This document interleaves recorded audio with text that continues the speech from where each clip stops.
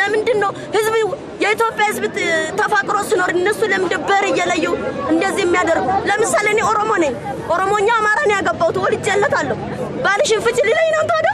ለምንድነው እንደዚህ ነገር የሚደረግም? ለምንድነው ህዝብ የሚጫወቱብን? ለምንድነው መንግስት ለምንድነው እንደዚህ የሚያደርጋል? እኔ ለባለ ልጆች ከባል ልለይ ነው የወለድኩለት ባል ልትሆኑ አማራ ነው ብዬ ለምንድነው እንደዚህ ነገር የሚደረገው? ለምንድነው የመንግስት አካል አላ የት ነው ያላችሁ ብሎ የወደቀ የሚያነሳ መንግስት ሆነ ለምንድነው እኛን የሚያነሳው?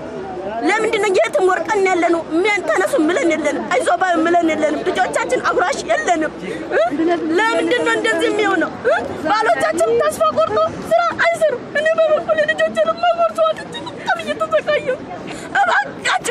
እባካችሁ የመንግስት አካል እውነት በመድረኩ ላይ ካለ እንዲረዳን እንፈልጋለን። በቃ የት ናችሁ ያላችሁት ይበለን። ለምን በርንበት ተስፋ የለንም። እኔ ዛሬውን ከነዚህ ተለይቼ ኦሮሞ ነኝ ብዬ አይ ባልሽን ፈተሽ ነው ቤት ልታገኝ ነው ልነኝ ነው?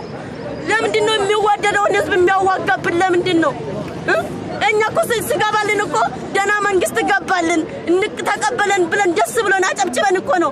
ዛሬ ለምንድነው እንደዚህ አይነት ነገር መፍታችን ረገጠብን? ለምንድነው መፍታ አይደለም? ለምንድነው እንደ ቆሻሻ ተጣል ነው?